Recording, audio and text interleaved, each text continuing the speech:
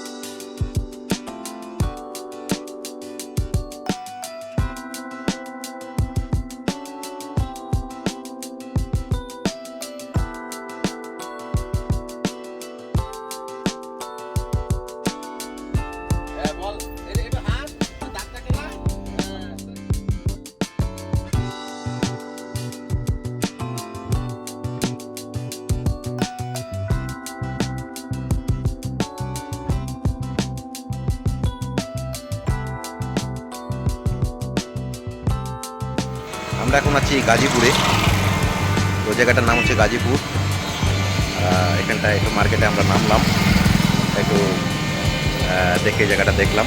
আমরা এখান থেকে একটু বাজারটায় যাব, চা খাবো। আমরা মিষ্টি পেয়ে গেলাম। তো উজ্জ্বলদার আমি খাচ্ছি। মারের চা চলে এসছে। আরিহার জংশন।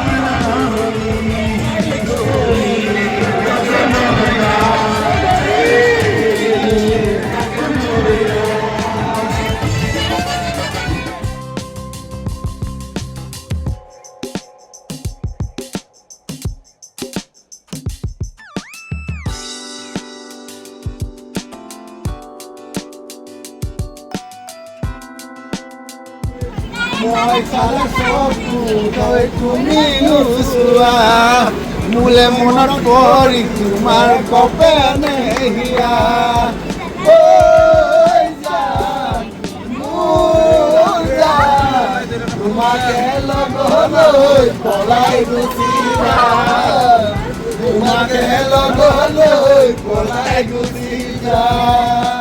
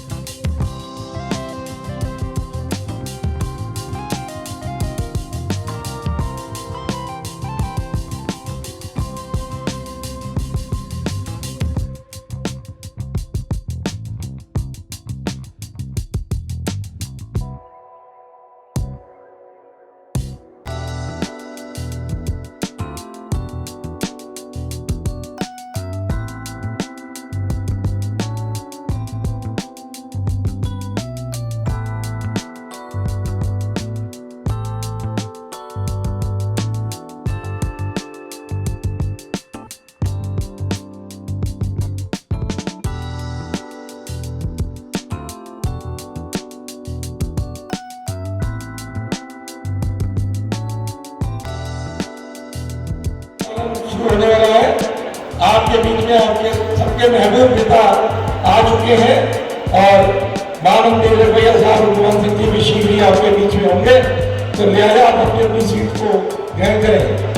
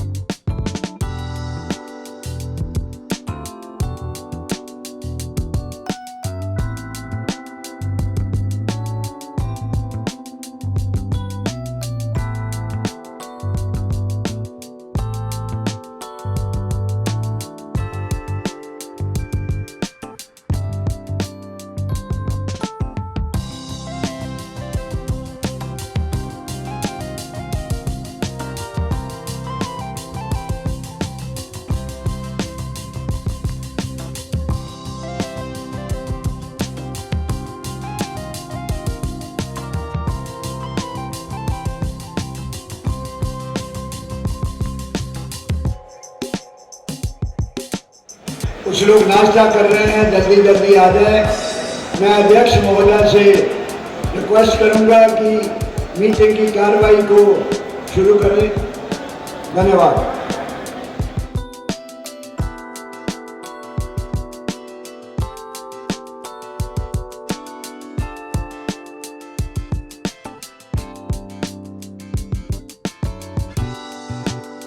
NFIR का प्रस्ताव 19 जिसमें इस बात का उल्लेख किया गया था कि सभी रेल कर्मचारियों को पास मिलना चाहिए। जो लोग 2010 में वो कलकत्ता के अधिवेशन में उपस्थित थे उन्हें मालूम होगा उस समय तक का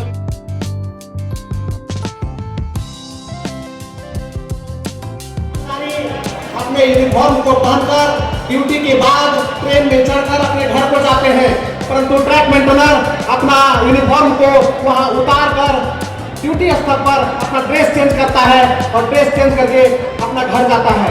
इसीलिए मैं आपसे अनुरोध करना चाहूंगा कि मेरा ड्रेस को चेंज किया जाए। मेरा तीसरा मुद्दा है कि मैं हमारे ट्रैक मेंटेनर वर्षों का नौकरी करने के बाद कोई प्रमोशन यदि नहीं मिल पाता है तो उसे 20 वर्ष की नौकरी के बाद सीधे 4200 ग्रेड पे दिया जाए। मेरा चौथा मुद्दा है कि इंटेक कोटा जो 10% है, जो NFIR नहीं कराया है, उसे 10% से 25% किया जाए, ताकि हमारे बहुत सारे कर्मचारी जो वर्षों से इधर से उधर ट्रांसफर होते हैं 2800 ग्रेड पे के बाद 1800 में आ जाते हैं। जैसे मैं ही हूँ या मेरे जैसे बहुत सीनियर है जो 2800 ग्रेड पे, मैं south central railway Nanded division से आया हूँ, ईस्टर्न रेलवे में साहब ने मेरा ट्रांसफर कराया है और मैं फिर से 1800 में आ गया हूँ। इसीलिए जो पुराने कर्मचारी हैं उसके 10% से 25% यदि किया जाए तो उसे हमारा बहुत फायदा होगा। सबसे पहले मैं Pankaj Kumar auto pilot course ACCR Bilaspur division मैं रनिंग स्कूल से संबंध में बात करने आया हूँ। मैं डॉक्टर एम राजवादी के एवं तमाम हमारे NFIR एफिलिएटेड यूनियन के जनरल सेक्रेटरी से रिक्वेस्ट करता हूँ एवं मैं अपने मांगों को आदरपूर्वक विनम्रतापूर्वक रखने का प्रयास करता हूँ। महोदय, हमेशा से रनिंग स्टाफ के साथ में 8वां वेतन आयोग के लिए इम्प्रूवमेंट की जरूरत है। हमारे ACCR के पिछले PGM में हमारे मजदूर कांग्रेस के महामंत्री श्री पीताम्बर लक्ष्मी नारायण जी ने रिजोल्यूशन पास किया था। क्या पास किया था? Initial grade pay feeding category है, असिस्टेंट लोको पायलट को 4200 ग्रेड पे मिलना चाहिए। मैं विनम्रतापूर्वक आदरपूर्वक आप सभी को आग्रह करता हूँ इस पर ध्यान दिया जाए। Assistant loco pilot initial grade pay 4200, level 6 senior LP 7 level 7 4600, इसी तरह से आगे अपग्रेडेशन करके टोटल पायलट कोर्स 4800 और लेवल 8 CMI हमारे मुनीन्द्र शेखिया जी को वो हजारों किलोमीटर की मोटरसाइकिल यात्रा निकाल रहे थे। जब उनको ये चीज का फेस करना पड़ा, वो तत्काल अपने मोटरसाइकिल रैली को रोक के दिल्ली आए और दिल्ली आने के बाद एक टीवी एंकर बन के राघवैया साहब का इंटरव्यू लिया। और मैं उस इंटरव्यू में इतना फायदा किया हमारे 17 जोड़ में। मुनीन्द्र शेखिया जी के सवाल में हमारे महान नेता महामंत्री राघवैया साहब ने कहा कि NFIR का क्लियर स्टैंड है, हम ओल्ड पेंशन के अलावा कोई भी बात नहीं मानेंगे। नया नाम दिया है तो हमको पुरानी पेंशन की सारी सुविधा देनी पड़ेगी। आज हमारा सर से गर्व से ऊंचा हो रहा है। आज दूसरे यूनियन के जो गांव के जॉइंट काउंसिल जो पेंशन के बने थे, उनका लीडर लाल झंडे का लीडर बदल गया और कहते हैं यूपीएस में तमाम सुविधा दे दी गई है, हम OPS की कोई नहीं लड़ेंगे। हम सभी 17 गांव के लोग तालियों से स्वागत करें कि हमारा NFIR, हमारा गुमान सिंह, हमारे राघवैया साहब ने ओल्ड पेंशन के लिए पूरे भारत के अंदर आंदोलन करने का संकल्प किया है। जोरदार ताली बजाएं आप लोग। हम NFIR का धन्यवाद देते हैं।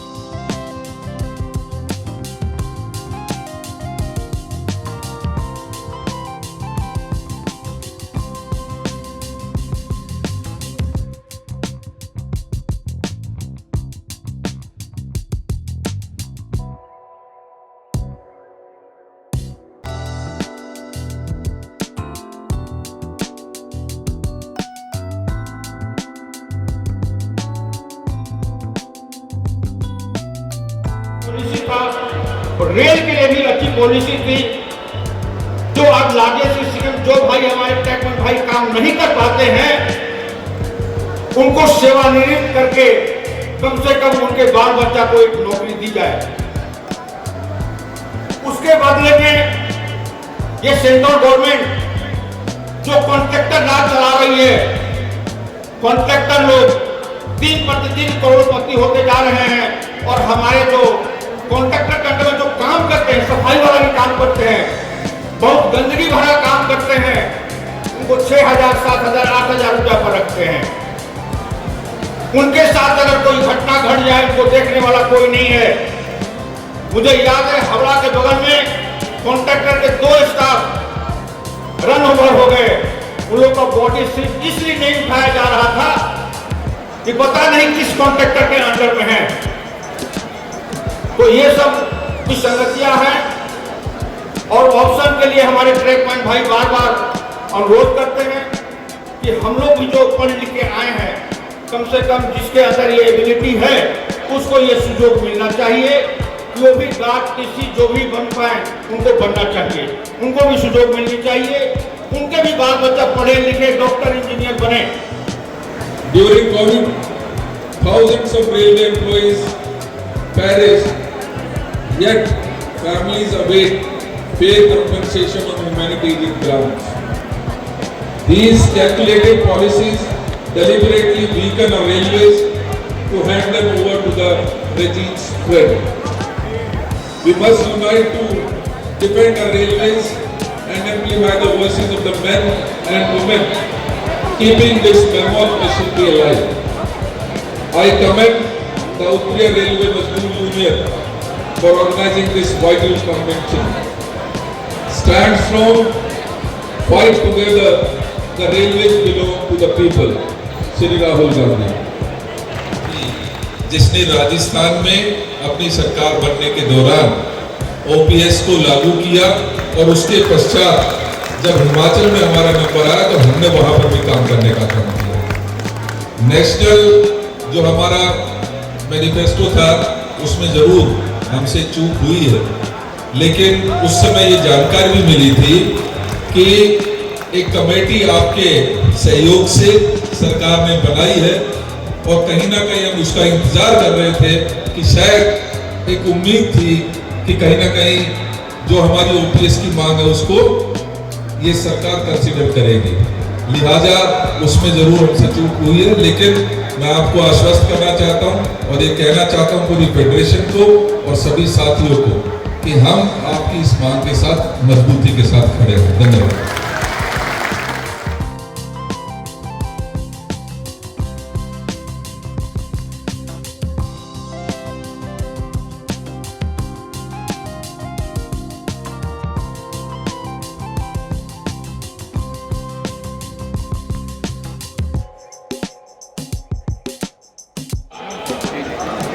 आज तमाम जगह से जो वैकेंसी पड़ा हुआ है, सब वैकेंसी को फिलअप करने पड़ेगा।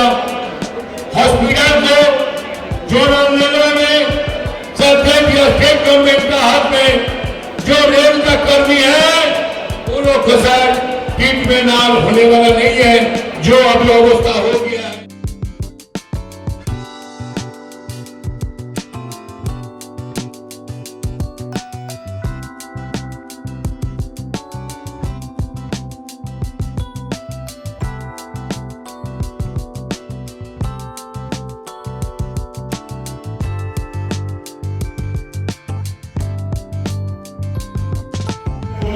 मिला और भले ही स्पीकर टाइम हो, लेकिन मेरे हिसाब से जितना टाइम हमें मिला है कि बड़े पद से बोलने के लिए वो काफी है।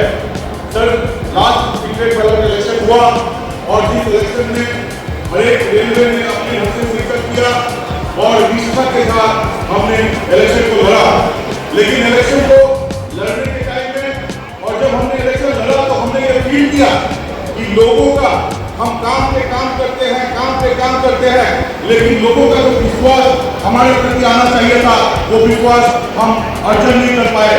क्योंकि सारा दिन हम काम करते हैं लोगों के लिए, 24 घंटा हम लोग मुनीष सैकिया के सैनिक हैं। मुनीष सैकिया हमारे जनरल सेक्रेटरी महोदय का ये कहना है कि कि रेल कर्मचारी कभी आपके द्वार से निराश नहीं होना चाहिए और 24 घंटा काम करने के बावजूद भी रेल कर्मचारियों का विश्वास पूर्णतः जीतने में हम लोग सक्सेस नहीं हुए। इसके पीछे अगर मूल कारण है तो रेलवे का जो सिस्टम है उस सिस्टम के खिलाफ हमें बोलना पड़ेगा। आज जो ट्रैक मेंटेनर अपॉइंटेड होता है सभी पढ़े लिखे ट्रैक मेंटेनर होते हैं, लेकिन ना उनको एडीसी एग्जाम कराया जाता है, ना जीडीसी का एग्जाम कराया जाता है, ना उनका ओन रिक्वेस्ट ट्रांसफर को कंसीडर किया जाता है, ना उनको प्रमोशनल स्कोप दिया जाता है। ऐसे परिस्थिति में लोगों का हमसे दूर जाना, लोगों का हमसे विश्वास करना ये स्वाभाविक बात है। हालांकि अलग बात है कि हमने कंटिन्यूअस ट्रैक मेंटेनर का कैरियर ग्रोथ, पॉइंट्समैन के कैरियर ग्रोथ और भेड़िया सिपाही स्टाफ के कैरियर ग्रोथ के लिए काम किया है सर। लेकिन जब नए स्टेशन बनते हैं, नए स्टेशन बनते हैं तो नया रिक्रूटमेंट पद्धति को बंद करके रीडिस्ट्रीब्यूशन ऑफ पोस्ट के नाम पे लोगों को यहाँ से वहाँ पोस्ट करना, लोगों को यहाँ के पोस्ट को काट के वहाँ करना, ये जो प्रक्रिया है इस प्रक्रिया के तहत आज रेलवे कर्मचारी निराश है। आज रेलवे में जो लोग काम कर रहे हैं निष्ठा के साथ, रनिंग स्टाफ चाहते भी एक्सीडेंट करने को बाध्य हो रहा है क्योंकि स्टाफ का शॉर्टेज है सर। ट्रैक मेंटेनर असही हो रहा है सर क्योंकि स्टाफ का शॉर्टेज है सर। और ट्रैक मेंटेनर के भविष्य को और सुधारने के लिए नए रिक्रूटमेंट प्रक्रिया की आवश्यकता है सर। आज लोगों को प्रमोशनल कैरियर को आगे ले जाना हमारा जिम्मेदारी है। ये मंच हमारे लिए एक बहुत बड़ा पुण्य मंच है और इस पुण्य मंच में आज हम ये बोलना चाहते हैं सर कि ट्रैक मेंटेनर भाइयों का जो लास्ट इलेक्शन में एक अलग सा टीम बनने का प्रयास किया गया, ये क्यों हुआ इसके लिए हमें विवेचना करना पड़ेगा। लोगों के लिए इतना काम दिन रात रहेगा सर। ट्रैक मेंटेनर कैटेगरी के लिए ये एनएफआईआर का एजेंडा है। अगर ये track own request transfer consider करना ये एनएफआईआर का एजेंडा है। महिला ट्रैक मेंटेनर को ऑल्टरनेटिव पोस्ट दिलाना ये एनएफआईआर का एजेंडा है। इसके अलावा कौन सा ऐसा एजेंडा है जो ट्रैक मेंटेनर आज के कर देंगे। लेकिन सर जो एजेंडा हम रखते हैं उस एजेंडा का फील्ड में इंप्लीमेंट होना ये सबसे बड़ी बात है। आज स्टाफ शॉर्टेज के कारण ट्रैक मेंटेनर दूसरे जगह पास करने के बाद भी फेल नहीं किया जाता है, गुलाम की तरफ नहीं किया जाता है सर। ये गलत है सर। लोगों को प्रमोशन स्कोप देना पड़ेगा, लोगों को अपॉर्चुनिटी देना पड़ेगा, पढ़े लिखे लोगों को स्कोप देना पड़ेगा, पढ़े लिखे लोगों को आगे लेके जाना पड़ेगा सर। धन्यवाद सर। इसके साथ मैं बहुत बहुत धन्यवाद देता हूँ और एक बात बोलता हूँ कि ओपीएस हमारा डिमांड था और हमारे मुनि से क्या ओपीएस के लिए जो पूरे एनएफएल में जो एक यात्रा किया उस यात्रा को आगे लेते हुए जब तक ओपीएस नहीं होगा एनएफआईआर और एनएफएल एम्प्लॉय यूनियन का कार्यकर्ता हमेशा लड़ाई करता रहेगा। धन्यवाद। जय हिंद। धन्यवाद।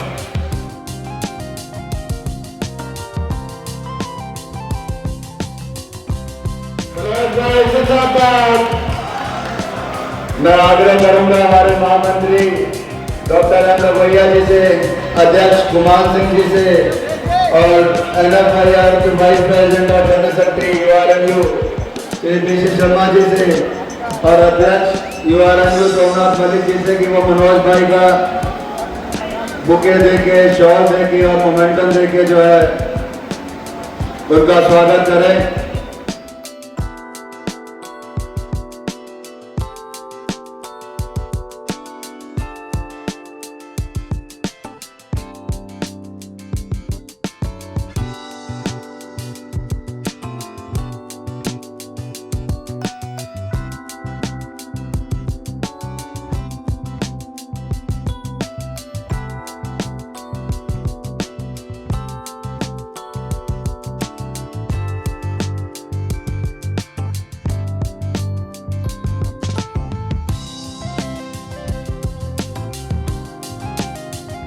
बात रखें। धन्यवाद आप सब लोगों को।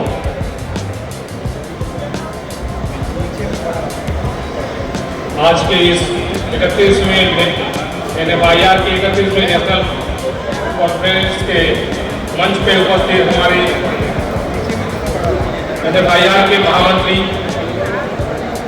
और रेलवे कर्मचारियों के मसीहा डॉक्टर रघुवैया जी, मंच पे उपस्थित प्रेसिडेंट एनएफआईआर श्री कुमार सिंह जी और तथा मंच पे उपस्थित एनएफ रेलवे एम्प्लॉयज यूनियन के जनरल सेक्रेटरी श्री मुनिंदर सैकिया जी, तथा सारे जोन से जोनल रेलवे के हर एक NFIR एफिलिएट्स के general secretaries, ladies and gentleman, सबको संबोधित करते हुए मैं आप सबों को धन्यवाद ज्ञापन करूंगा और मैं इस मंच के माध्यम से हमारे जनरल सेक्रेटरी श्री मुनिंदर सैकिया जी तथा मेरे NF रेलवे एम्प्लॉइज यूनियन के डिविजनल सेक्रेटरी अलीपुरद्वार श्री मुनिंदर सैकिया जी, श्री सुजीव कुमार मिश्रा जी का हृदय से सम्मान करता हूँ। मुझे इस पावन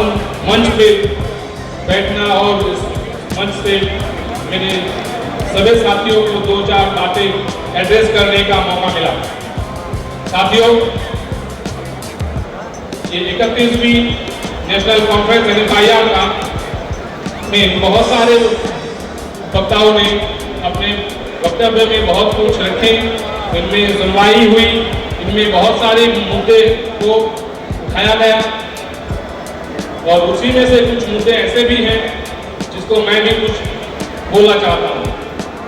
सर, हम NF रेलवे से आते हैं, यानी इंडियन रेलवे के एक कोने से, जहां पर रेलवे के पटरी तो चलती है, लेकिन वो रेलवे के पटरी में कब तक रेल चलेगी इसकी कोई गारंटी नहीं है। एक साइड में खाई है तो दूसरी साइड में पहाड़ी, और ये खाई और पहाड़ी को चीरते हुए जो रेल लाइन निकल रही है, उसी में कर्तव्यरत हमारे सारे रेलवे के एम्प्लॉइज को मैं दिल से NFIR के इस मंच से सलाम करता हूँ। NF रेलवे का जो प्राकृतिक कंडीशन है वो बाकी भारतीय रेल के बाकी हिस्सों से थोड़ा अलग है। उस सिचुएशन में, उस प्रकृतियों में ड्यूटी करना, खासकर track maintenance, assistant TLSC, assistant TRD तथा सिग्नल असिस्टेंट तथा हमारे पॉइंट्समैन भाइयों के लिए ऐसे ऐसे स्टेशंस हैं जहां पर अपने रोजमर्रा के जिंदगी में जो भी ड्यूटी में जाना आना या ड्यूटी करना, उसमें बहुत सारी समस्याओं के सम्मुखीन होते हैं और ये सब आज से नहीं बहुत दिनों से हो रहे हैं। मैं उसी विषय में दो चार बातें अपना रखना चाहूंगा यहाँ पर। सर, हमें जिस तरह से ड्यूटी हार्ड ड्यूटी अलाउंस मिलते हैं हमारे ट्रैक मेंटेनेंस भाइयों को, मैं चाहता हूँ इस मंच के माध्यम से मैं ये डिमांड करता हूँ हमारे पॉइंट्समैन भाई, हमारे असिस्टेंट CNW भाई तथा हमारे असिस्टेंट TRD भाइयों को, असिस्टेंट सिग्नल को भी hard and restrict duty allowance का भत्ता मिले, क्योंकि उनके ड्यूटी भी हमारे ट्रैक मेंटेनेंस के ड्यूटी से कुछ कम नहीं है। कोरोना काल में हम लोगों ने देखा सारा भारतवर्ष स्तब्ध थी, लेकिन एकमात्र भारतीय रेलवे के कर्मचारियों ने हर एक जगह से, हर एक जो से अपना ड्यूटी का निर्वहन किया, अपना कर्तव्य का निर्वहन किया। हम लोगों का इंजीनियरिंग गेट तथा ट्रैफिक गेट में 12 घंटे का ड्यूटी NF रेलवे में अभी भी चल रहा है। तो इस मंच के माध्यम से मैं सारे पदाधिकारी तथा भारतीय रेल के एडमिनिस्ट्रेशन को ये वार्ता देना चाहता हूँ और ये डिमांड मैं अपने जनरल सेक्रेटरी श्री मुनिंदर सैकिया और general secretary NFIR Shri Raghuvaiah ji से रखना चाहूँ कि 8 घंटा का ड्यूटी रोस्टर किया जाए। और भारतीय रेलवे तो ये सरकार तो ये कहती है कि एक फैमिली में एक पेरेंट्स को आप अपने साथ रखिए, आप अपने माँ बाप की देखभाल कीजिए, लेकिन भारत सरकार की ये दोहरी नीति कतई मानने के लायक नहीं है कि आप ना पेरेंट्स के लिए पास की सुविधा देते हैं और ना ही आप मेडिकल की सुविधा देते हैं। और इस मंच से हम ये डिमांड करते हैं कि हमें अपने सारे पेरेंट्स के लिए पास और मेडिकल की फैसिलिटी को इस मंच के माध्यम से मैं अपने general secretary NF railway employees union और जनरल सेक्रेटरी NFIR को ये डिमांड रखना चाहूंगा। और जहां तक बात है GDC का, हमारे NF रेलवे में लास्ट 5-6 साल में कोई भी GDC एग्जाम नहीं हुआ है। कुछ ना कुछ नोटिफिकेशन अगर निकलता भी है तो वो कुछ दिनों के बाद वो फिर से कूलर रूम में चला जाता है, उसका कोई कैंसिल हो जाता है। तो हम ये भी आग्रह करेंगे कि जल्द से जल्द NFIR में जीडीसी का भी कुछ किया जाए। पेट्रोलिंग बीट के लिए मैं एक कहूँगा, एक समय की पाबंदी है, फिर भी एक इम्पोर्टेंट मुद्दा है पेट्रोलिंग बीट। इंडियन रेलवे का क्लाइमेट ऐसा है, प्रकृति ऐसा है कि वहाँ पर 20-20 किलोमीटर, 22-22 किलोमीटर का, कहीं कहीं 24 किलोमीटर का भी पेट्रोलिंग बीट है। तो पेट्रोलिंग बीट को लेकर मैं ये बोलना चाहूँगा कि इसको जल्द से जल्द घटाने का बंदोबस्त करें और लेवल 6 ट्रैक मेंटेनेंस में लागू करना चाहिए।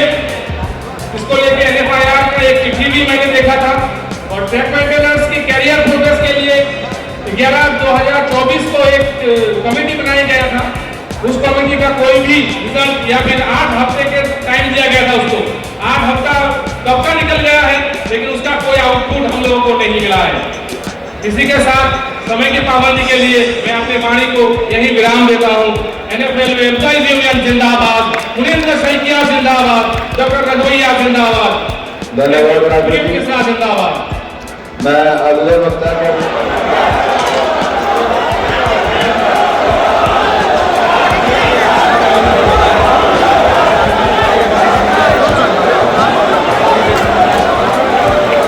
शांति से बैठ जाओ, लेट हो गया, शांति से बैठ जाओ।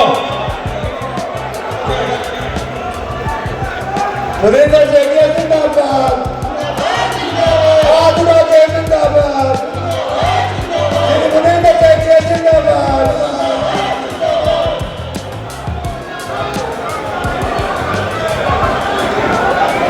General secretary NFIR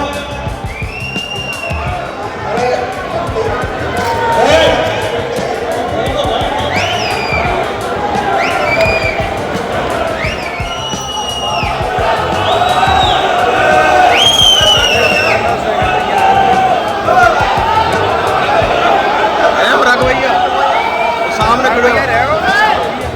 general secretary NFIR, joint general secretary NFIR,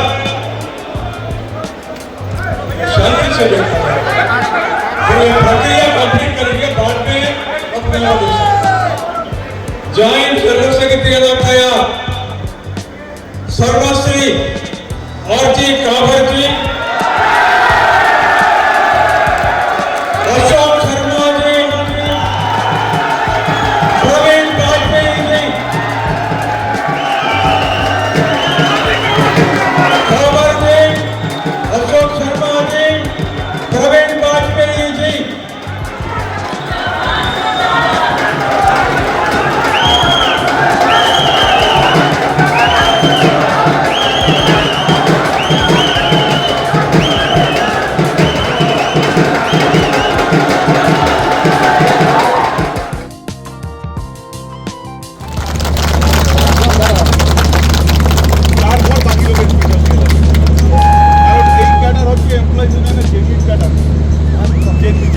অপচয় করে হলো এমপ্লয়ি নিয়ে আসে এবং যতদিন এই ক্যাডার এমপ্লয়ি ইউনিয়নে আসে ততদিন এমপ্লয়ি ইউনিয়নের ক্যাডার কিন্তু সহজ করতে পারবে না, বরবাদ করতে পারবে না। এটা আমার বিশ্বাস।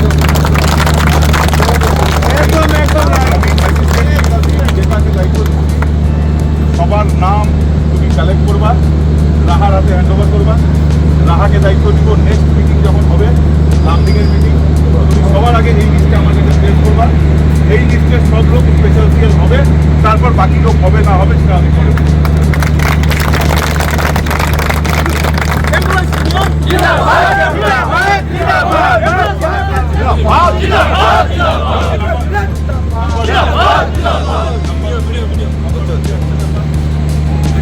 পড়ে গেলা তুমি। এটা হচ্ছে যে আমি অনেকগুলো স্পেশাল ট্রেনে আসছি, আমি অনেকবার আসছি, অনেকবার অনেককে দায়িত্ব দিচ্ছি রান্না করার জন্য। এইবার আমি রাজীব রাহাকে দায়িত্ব দিয়েছিলাম, মাঝখানে একটা হয়তো কোনো প্রচণ্ডভাবে অ্যাপ্রিসিয়েট করে মিস্টেক, ওটা আমারই মিস্টেক ছিল, ওটা আমি মেনে নিচ্ছি। থার্ড কথা হচ্ছে যে যাবার পথে আমি যেন কোনো উচ্ছৃঙ্খলতা কারোর মধ্যে না পাই। সবাই নিজের নিজের ডিসিপ্লিন বেঁধে থাকবা, কেউ খিদায় মরবা না। রাজীব রাহাকে আমি বলেছি, হয়তো কারো 2 মিনিট লেট হবে, কারো 2 মিনিট আগে হবে, খাওয়া সবাই পাবে। মেনু ভালো করে লাভ নেই, গাড়ির খাবার যতটুকু হবে সবাই ম্যানেজ করে চলবা। এবং এমপ্লয়িজ ইউনিয়নের প্রত্যেকটা মানুষকে যারা আজ এই মিটিংয়ে আসছে তাকে আমি অশেষ ধন্যবাদ দিচ্ছি। আগামী দিনে আমাদের এই সংগ্রাম আরও চলবে, আমরা আরও বৃহত্তর কাজ করব। আজকের মিটিংয়ের যে মেন কনভেনশন হচ্ছে তার মধ্যে একটা মুদ্রা ছিল ওপিএস, দ্বিতীয় মুদ্রা ছিল পয়েন্টস ম্যানের ক্যাডার রিস্ট্রাকচারিং যাতে 2800 গেট পে হয়, আর থার্ড মুদ্রা হচ্ছে ট্র্যাক মেনটেনারদের ক্যারিয়ার প্রোগ্রেশন এবং তার সঙ্গে তাদের ওন রিকোয়েস্ট ট্রান্সফার তার হোম গ্রাউন্ডে যাওয়ার জন্য। এবং এই মুদ্রাটা এনএফআইআর আমার তোলা হয়েছে এবং এটা নিয়ে আমরা আগামী দিনে আরও বড় কারবাই করব।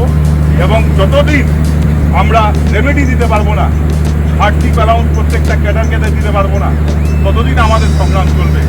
এইভাবে তোমরা ইউনাইটেডলি চলো, একসাথে চলো, ইউনাইটেড চলো।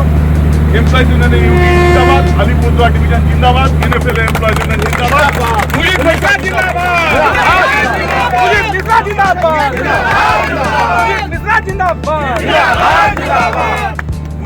মুজিব সৈয়দ জিন্দাবাদ, জিন্দাবাদ জিন্দাবাদ, সৈয়দ জিন্দাবাদ, জিন্দাবাদ জিন্দাবাদ, মুজিব মিত্রা জিন্দাবাদ, জিন্দাবাদ জিন্দাবাদ, সৈয়দ মিত্রা জিন্দাবাদ, জিন্দাবাদ জিন্দাবাদ, এমপ্লয়িজ ইউনিয়ন জিন্দাবাদ, জিন্দাবাদ জিন্দাবাদ। লালন তো নিজেও গন্ডগোল করছে, কিন্তু লালন রাহাকে অনেক সাথ দিতে। তোমাদের কারো ওষুধ দরকার হলে লালনের কাছে দিবা, লালনের কাছে ওষুধ রাখা আছে।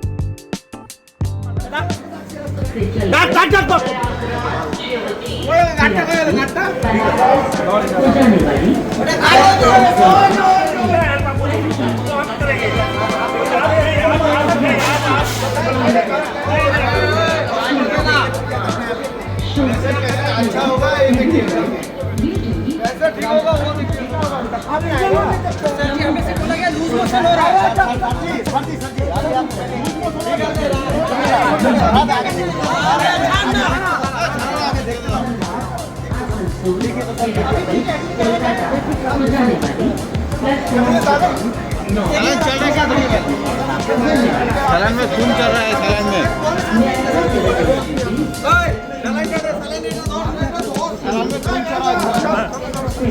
সিকান্দার, আমরা এই রেলওয়ে স্টেশনটায় দাঁড়িয়েছি। আমি আছি দীপঙ্কর দেবনাথ। তো আমাদের এখানে সকালে খাওয়া হিসাবে দেওয়া হচ্ছে।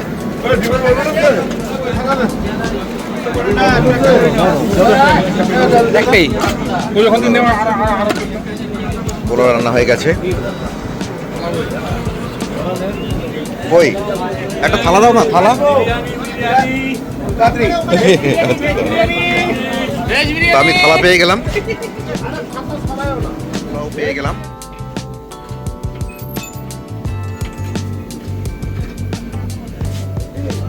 ঘাসটা দেখে মনে হচ্ছে লেমন ট্রি, কিন্তু এটা কিন্তু লেমন ট্রি না। এই যে আমি এটা দেখাচ্ছি, পুরোনো একটা জায়গা, এখানটায় সম্ভবত এটা এমজি লাইনের সময় এটা ছিল, এখন আর নেই। চেক সিকান্দার।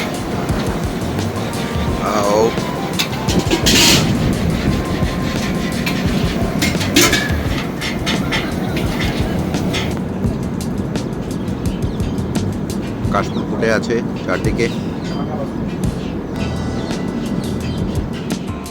তো কাশফুল ফুটে আছে, তো এটা আর কি একটা ইঙ্গিত দিচ্ছে যে দুর্গাপুজো চলে এসছে।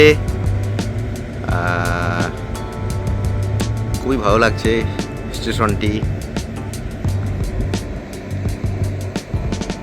আর আমাদের ট্রেন দাঁড়িয়ে আছে এখানটায়।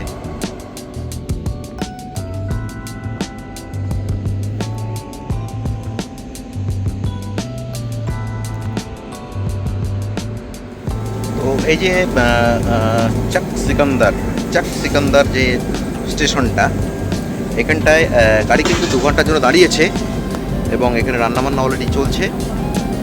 দুপুরে খাওয়া দাওয়া এখানটায় হবে। তো আমরা ওখানটায় একটু স্টপেজ নিয়েছি। আমাদের সকালে খাওয়া অলরেডি হয়ে গেছে। তো এখন একটু ট্রেনের ভিতরে যাব।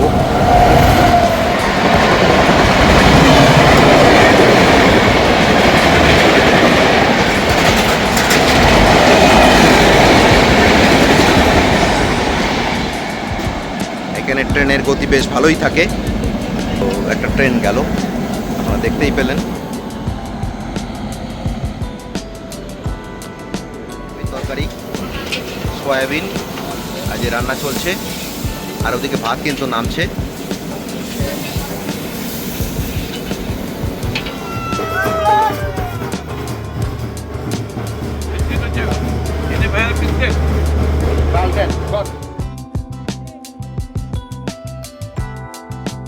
আমি আছি এখন কাঠিয়া জংশনে। তো এখানটায় আমাদের ট্রেন একটু দাঁড়িয়েছে, এখানে খাওয়া দাওয়া রান্না হবে।